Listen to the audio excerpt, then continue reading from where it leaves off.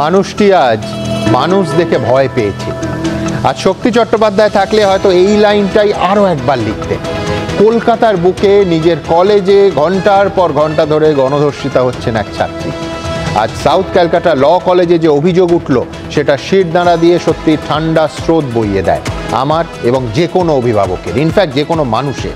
আজ প্রথম প্রশ্ন, আর.জি. কর কাণ্ডে 11 মাসের মধ্যেই খাস কলকাতায় গণধর্ষণের অভিযোগ।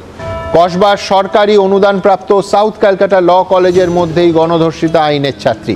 কেন বারবার শিক্ষা প্রতিষ্ঠানে মেয়েদের নিরাপত্তা নিয়ে প্রশ্ন উঠবে? দ্বিতীয়,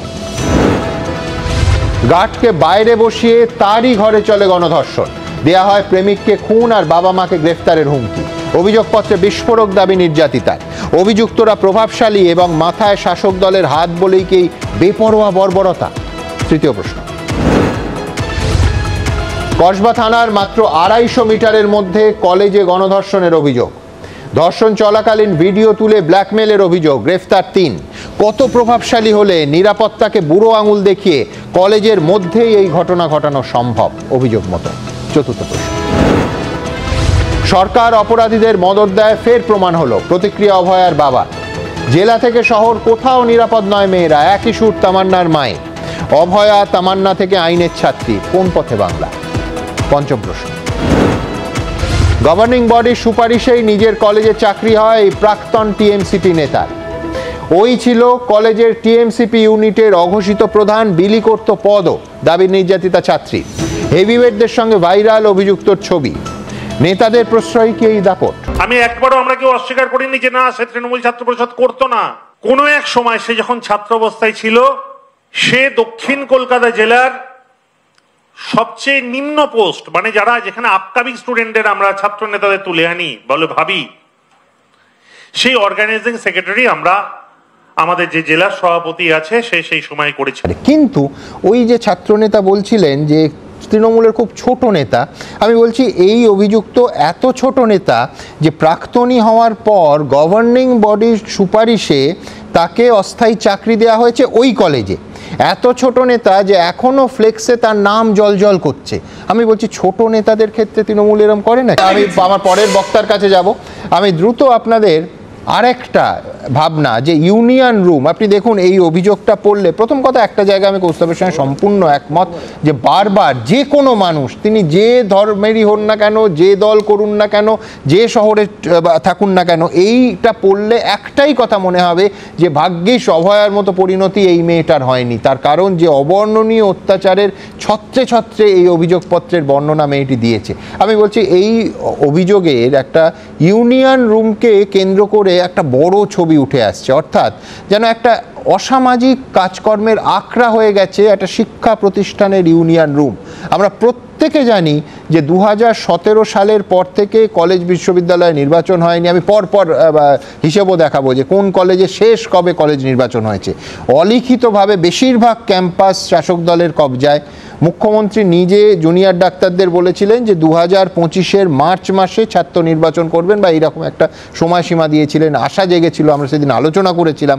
কিন্তু আসলে দায়িত্বহীন ক্ষমতা এবং অসামাজিক কাজের কেন্দ্রবিন্দু কি হয়ে যাচ্ছে এই শিক্ষা প্রতিষ্ঠানের ইউনিয়ন রুমগুলো। এই ভয়ঙ্কর অবস্থার জন্য কোথাও পরোক্ষ হলেও এই মাসের পর মাস নির্বাচন না হওয়া, ছাত্র ভোট না হওয়াটা কোনোভাবে দায়ী? সব থেকে বড় প্রশ্ন যে ইউনিয়ন রুমে একদিকে অসামাজিক কার্যকলাপ, একদিকে নানা ধরনের কদর্য ঘটনা, তার সঙ্গে হচ্ছে ফেস্টের টাকার ভাগ।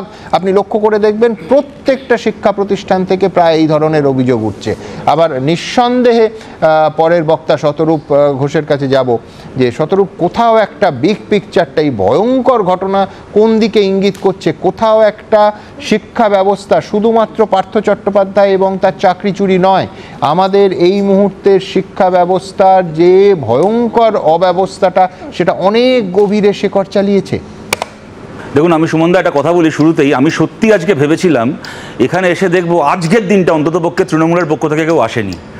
তারপরও তৃণমূলের পক্ষ থেকে আজকে এই ঘটনার পরেও যারা তৃণমূলের হয়ে বলতে এসছে এবং বাড়ি থেকে কতগুলো ছবির প্রিন্ট আউট নিয়ে এসছে, বা এরপরে আমি জানি না অর্ণবদা কী বলবেন, আমি সত্যি কথা বলছি, বাঙালি সমাজ দীর্ঘদিন আপনাদের মুখগুলো মনে রাখবে, আপনাদেরকে অসম্ভব সম্মান করবে।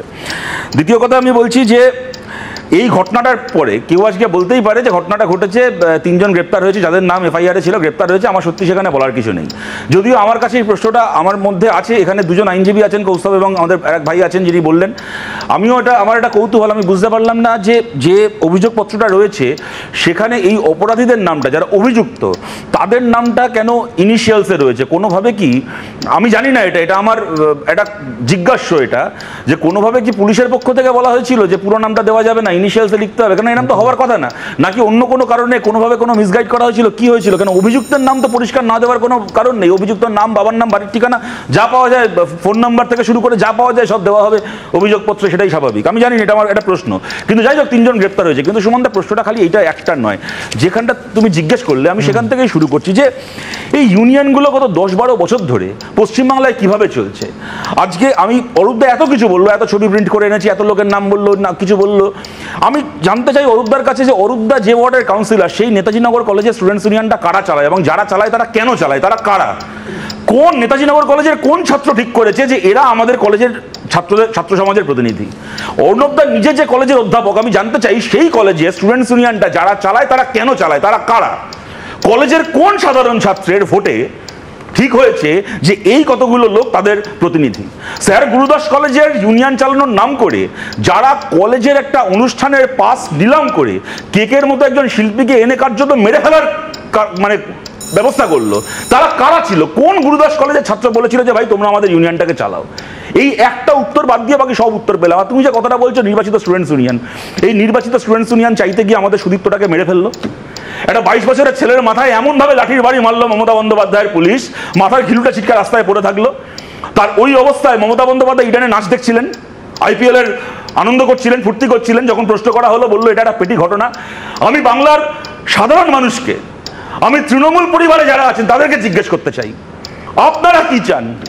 আপনাদের বাড়ির ছেলেটা, আপনাদের বাড়ির মেয়েটা যখন কলেজে পড়তে যাচ্ছে, সেই কলেজের ছাত্র নেতা কারা হোক, সুদীপ্ত গুপ্তর মতো করে ছেলে যে কাঁধে ব্যাগ নিয়ে রবীন্দ্রনাথের গান গাইতো, ফসিলস ক্যাকটাস পরশ পাথরের গান গাইতো, চন্দ্রবিন্দুর গান গাইতো, মাকে ওই অল্প বয়সে মাকে হারিয়ে যে ছেলেটা একদিকে ছাত্র আন্দোলন করেছে, অপরদিকে মাস্টার ডিগ্রি করেছিল রবীন্দ্রভারতী থেকে, সে পলিটিক্যাল সায়েন্সে মাস্টার্স করছিল, এই ছেলেটা ছাত্র সমাজের নেতা হওয়া উচিত ছিল? নাকি একে লাঠির বাড়ি পিটিয়ে মেরে এই আজকের এই কি নাম, এই মনোজিৎ না কি নাম, মনোজিৎ মিশ্র, রবীন্দ্রভারতীর বাপ্পাদিত্য, এই এত কথা বললো এখানে অরূপদা, আমরা বাপ্পাদিত্যকে ভুলে গেছি। সুমনদা, তোমাদের আর্কাইভে এখন, নাহলে আমার ল্যাপটপে রাখা আছে, আমি কালকে তোমাকে হোয়াটসঅ্যাপ করে দেবো তোমাদের চ্যানেলের ফুটেজ, যে ইউনিয়ন রুমের মধ্যে রবীন্দ্রভারতীর মমতা বন্দ্যোপাধ্যায়ের ছবি দেওয়ালে টাঙানো, খালি গায়ে নাচছে, হাতে বিয়ারের বোতল নিয়ে।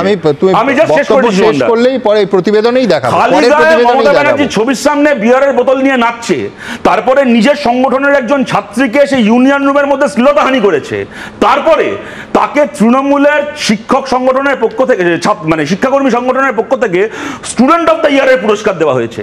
আমি জিজ্ঞেস করছি বাংলার বাবা মায়েরা, আপনারা বলুন, আপনার ছেলেটাকে, আপনার মেয়েটাকে যে কলেজে পড়তে পাঠাচ্ছেন সেই কলেজে সুদীপ্ত থাকলে ভালো হতো, নাকি এই বাপ্পাদিত্য, এই মনোজিৎ মিশ্রটা থাকলে ভালো হচ্ছে? আরজি করের ঘটনা আমরা দেখিনি? মমতা বন্দ্যোপাধ্যায় 6টা বাই ইলেকশনের রেজাল্ট দেখিয়ে সব চেপে দিলেন। মেয়েদেরকে ডেকে এনে বলা হচ্ছে তৃণমূলের দাদারা হোস্টেলের ঘরে বসে থাকবে, মেয়েদেরকে নেচে নেচে তাদের মনোরঞ্জন করতে হবে। এইটা হচ্ছে বাংলার একটা, আরে কি শেখ শাহজাহানকে নিয়ে বলবো? ক্যাম্পাসে ক্যাম্পাসে শেখ শাহজাহান ঘুরে বেড়াচ্ছে, ক্যাম্পাসে ক্যাম্পাসে শেখ শাহজাহান। কতদিন ধরে বাংলা এই চলবে? এখন বলছে তৃণমূলের কি বললো, তৃণাঙ্কুর বলে এই আর এক তৃণমূলের মহান নেতা, ও আবার অন্যের নামে বলছে, আরে ওর নামে রাজ্য সরকার এফআইআর করেছে। উত্তরবঙ্গের শিক্ষকের স্কুলের এমন স্ক্যাম করেছে, আদালতের নির্দেশে ওর নামে মমতা ব্যানার্জি সরকারের এফআইআর আছে। সে আবার বসে তৃণমূল ভবন থেকে প্রেস কনফারেন্স করছে। আমি বলছি যে, বলছে নিম্ন পোস্টে ছিল। তৃণাঙ্কুর ভট্টাচার্য বলছে, আরে ভাই মমতা ব্যানার্জি ছাড়া তৃণমূলের তো সব পোস্টই নিম্ন পোস্ট, কে কোন উচ্চ পোস্টে আছে?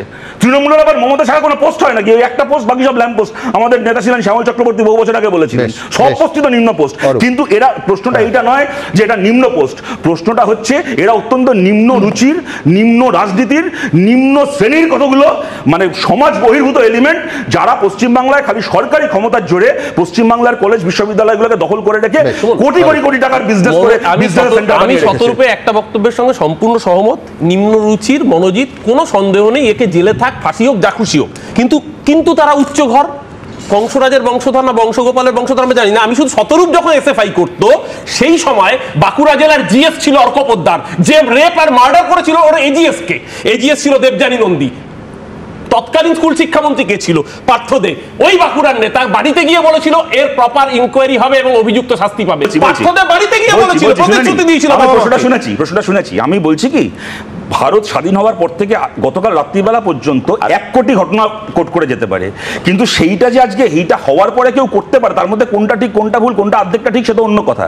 কিন্তু কোনো মানুষ যে ভাই, আমি তোমার মাঝখানে বলিনি, এরকম একটা ঘটনা ঘটে যাওয়ার পরে সেইটাকে নালিফাই করার জন্য 8-10টা ঘটনা মুখস্থ করে এনে বলতে পারে এই যে তুমি করে দেখালে, এটা এর জন্য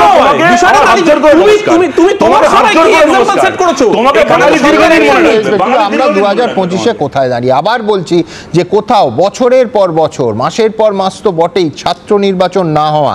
ভাবতে পারেন যাদবপুরে 2020 সালে শেষ ছাত্র নির্বাচন হয়েছিল, ছাত্র সংসদের নির্বাচন প্রেসিডেন্সি কলে 2019-এ হয়েছিল। আমি বলছি যে 2017 সালের পর 8 বছর এই কলেজ বিশ্ববিদ্যালয় বেশিরভাগগুলো কোনো ছাত্র নির্বাচন হয়নি। আবার বলছি কলেজের ইউনিয়ন রুমগুলো অসামাজিক জিনিসের আখড়া, টাকা ভাগের আখড়া, অথবা ভর্তির ক্ষেত্রে বারবার দুর্নীতি ক্ষেত্রে একটা দুর্নীতির কেন্দ্র হয়ে উঠছে বলে এই অভিযোগ আজকের নয়, বেশ কয়েক বছর ধরে। কেন ভোট হবে না? যেহেতু এই দুটো ক্যাম্পাসের নাম বললে, আমি খালি এটাও বলছি, এই যাদবপুর প্রেসিডেন্সি যেখানে ছাত্র ভোট হয়েছে, এবং কদিন আগে আমরা দেখলাম মেডিকেল কলেজ যেখানে ছাত্র ভোট হয়েছে, টিএমসিপি পতাকাটাকে ছেঁড়া ন্যাকড়ার থেকেও বেশি অবজ্ঞায় ছেলেমেয়েরা ফেলে দিয়েছে।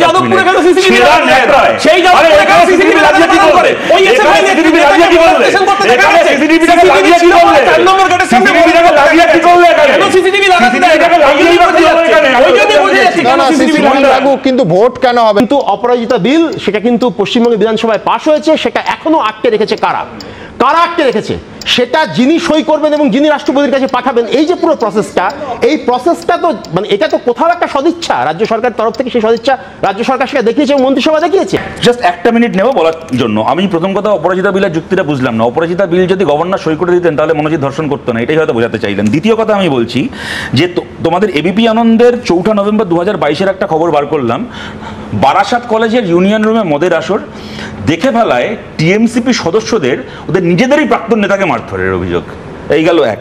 দ্বিতীয় কথা, 3 মাস আগেকার ঘটনা তোমাদের মনে আছে, তুফানগঞ্জ কলেজের সেই ভিডিও আমাদের সামনে এলো, ধীমান দেউরি বলে তৃণমূলের যে ইউনিয়নের নেতা, এবং এটা প্রত্যেকে কিন্তু ইউনিয়নের ভোট ছাড়া নেতা, কলেজের ইউনিয়ন রুমে বসে মদের আসর বসাচ্ছে। যেটা আমার লাস্ট যে কথাটা বলার, এই যে বারবার তুমি বলছো না পচা আমকে কেন তুলে এনে সামনে আনা হচ্ছে, খালি একটা কলেজে নয়, ধরো গুরুদাস কলেজের যে ঘটনাটা বললাম যে কে ওই সময় পাস বিক্রি করে নিলাম করে সব করলো, অত কিছু তো হলো। ওই যে পঙ্কজ ঘোষ বলে সেই সময় যে এদের মূল অভিযুক্ত ছিল, সে এখন ওখানকার কন্ট্রাকচুয়াল স্টাফ।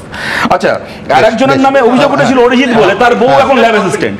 সর্বত্র এই জিনিস তো হচ্ছে, তৃণমূল কংগ্রেসের কলেজে কলেজে যারা এই তোলাবাজি, অর্ণবদা তো টাকা তুলতে পারবে না, ওই জন্য অর্ণবদা পোস্ট পাবেন না, যারা টাকাটা তুলতে পারবে তাদেরকে নানা রকম ভাবে হচ্ছে বসিয়ে এন্ডোর্স করে তাদেরকে এই মঞ্চ দেওয়া হবে, এবং তাদের তারপরে এই এতটা ক্ষমতাবান তারা হয়ে যাবে যে গার্ডকে বলবে তুই তোর ঘরটাকে ছেড়ে চলে যা, গার্ডের রুমে তোর রুমে আমি এখন ধর্ষণ করবো।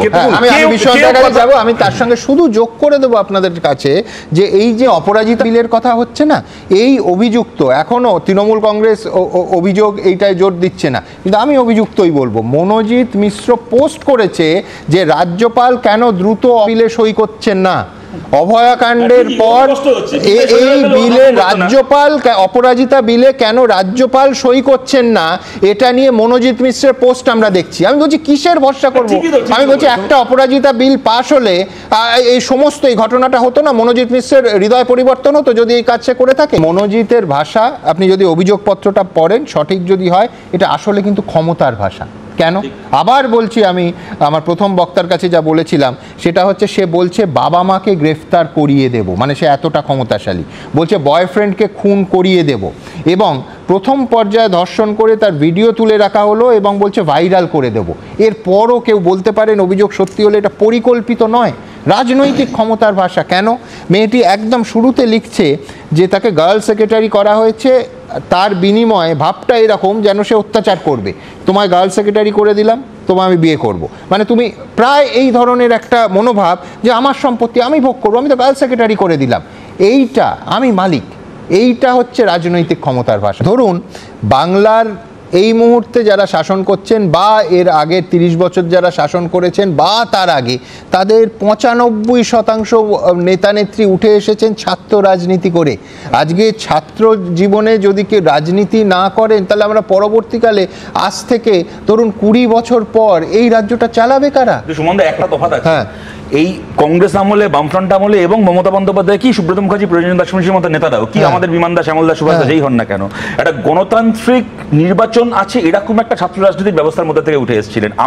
তুমি যে প্রশ্নটা করলে ক্ষমতার ভাষা কিনা, আমি তোমার সঙ্গে ডিফার করছি না, কিন্তু তুমি একমত হতে পারো কিনা দেখো, যে ক্ষমতার ভাষাটাও না খুব মানে এক লাইনে চলে না। আমার নির্বাচনের মাধ্যমে মানুষের ভ্যালিডেশন পেয়ে অর্জন করা ক্ষমতা, আর আমার কোনো দিদির আশীর্বাদে পেয়ে যাওয়া ক্ষমতা, দুটো ক্ষমতার ভাষা কি এক হতে পারে? দুটো ক্ষমতা কি একদিকে? গণতন্ত্র, আমি আবার ওই ছেলে মেয়েগুলোর কাছে ফার্স্ট ইয়ারে যেতে হবে, তারা আমায় ভোট দেবে, এবং দায়বদ্ধতাটা অনেক সুনিশ্চিত হয়। অপরাজিতা বিলের কথাটা হচ্ছে, শোনো, আচ্ছা বলছি, অপরাজিতা বিলটা যে এখন অবধি পাস হয়নি, তাতে কি ভারতবর্ষে ধর্ষণ করাটা বৈধ আছে? আমি কেন বলছি, আজকে ধরো হেতালপাড়াকে ধর্ষণের ঘটনা, ধনঞ্জয়ের ফাঁসি হোক, কি দিল্লিতে নির্ভয়ার ঘটনায় কংগ্রেস আমলে সে ধরা পড়েছিল, বিজেপি এসে তাকে ফাঁসি দিয়ে, বিজেপির আমলে তার কনভিকশন হয়েছিল আমার যতদূর মনে পড়ছে কয়েক বছর আগে। অতএব এই কনভিকশন বা এই এক্সিকিউশনের জন্য তো কোনো অপরাজিত বিল লাগে না। এখন কি অপরাজিত বিলের জন্য কি আটকে আছে ভারতে? যে এরা অভিযুক্ত মিশ্র সাহেব, ইনি অপরাজিতা বিল কেন আটকে আছেন, ঠিক হুবহু যে যুক্তিটা ডক্টর শশী পাঁজা তুলছেন, সেই যুক্তি এই ম্যাঙ্গো, এই মনোজিৎ, সে তাতে পোস্ট করছে যে কেন আটকে রেখেছেন রাজ্যপাল। আমি একটা জিনিস বুঝতে পারছি না, যে অপরাধী সে নির্বাচিত হয়ে মাধ্যমে আসুক বা চাপিয়ে দেওয়ার মাধ্যমে আসুক, চাপিয়ে দেওয়ার মাধ্যমে খুব খারাপ, নির্বাচিত তো খুব ভালো। নির্বাচিত যেখানে সংসদ রয়েছে সেখানে সাম্প্রতিক উদাহরণ, 1 বছর হয়নি সুমন, স্বপ্নের অপমৃত্যু আমরা দেখেছি, কি নৃশংসভাবে মানে র্যাগিং করে তাকে খুন হতে হয়েছিল। সুতরাং নির্বাচিত হলেই যে বৈধতা পেয়ে যায় সেটাও নয়। আমি তোমার মলা মাঝখানে বলিনি, সুতরাং নির্বাচন না হলেই হয়। দ্বিতীয়ত, শুধু তাই নাই, যে শুভমেদ একটা কথা বলছিলেন যে রাজনৈতিক ক্ষমতা অত্যাচারের অধিকার দেয় কিনা।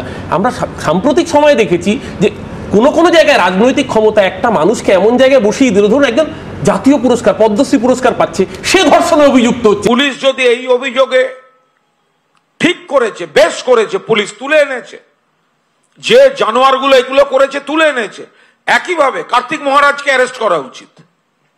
ঘটনাটা 25 তারিখের, আজকে 27 তারিখে ভাইস প্রিন্সিপাল বলছেন যে তিনি গণমাধ্যম থেকে এই ব্যাপারটা জেনেছেন, অথচ ওই সময় তিনি কলেজে ছিলেন। দ্বিতীয়ত, আজকে সে নিরাপত্তা রক্ষী বলছেন যে আমি ছুটিতে ছিলাম, কিন্তু কবে থেকে ছুটিতে ছিলাম সেটা বলতে পারছে না, অথচ ঘটনা হচ্ছে যে নিরাপত্তা রক্ষী ওখানে ছিলেন এবং তাকে বের করে দেওয়া হচ্ছিল। কেন এই ভাইস প্রিন্সিপাল বা নিরাপত্তা রক্ষী এরকম বলছেন, সেটা তদন্ত হওয়া দরকার। আর দ্বিতীয় যেটা আমি বলবো, যে এই যার কথা বলা হচ্ছে তিনি 21 সালে এখান থেকে পাস করে গিয়েছেন, কৌস্তব যেটা বললেন যে মাঝখানে বাদ দিয়ে সেটা দিলেন, তো 21 সালের পর ভাইস প্রিন্সিপালের কথা যদি ঠিক হয় 45 দিন আগে তাকে এই কাজটা দেওয়া হয়েছে। তো 21 সাল থেকে এই 45 দিন আগে পর্যন্ত যেটা জানা যাচ্ছে যে উনি রেগুলার তাহলে কলেজে কি করতে আসতেন, এবং উনার বিরুদ্ধে যে কাজ দেওয়া হয়েছে সে ব্যাপারে 307-এর কথা বললেন। দেখুন যে 22 সালের শ্লীলতা হানিরও একটা কেস আছে তার বিরুদ্ধে, অন্য ছেলেদের মারধর করারও কেস আছে। তাহলে এই যার বিরুদ্ধে এত, আপনি বলছেন এই মনোজিৎ বেলে ছিল, জামিন পেয়েছিল সেই কেসে, নয়তো পুলিশ ধরেছে কিনা আমি জানি না, কিন্তু কেস আছে। আমার বক্তব্য যে সরকারি সাহায্য পাওয়া কোন কলেজে, যেমন ধরুন আমাকে আইপিএসে যোগ দেওয়ার আগেও আমার পুলিশ ভেরিফিকেশন হয়েছে, এবং কেস থাকলে আমার চাকরি হতো না।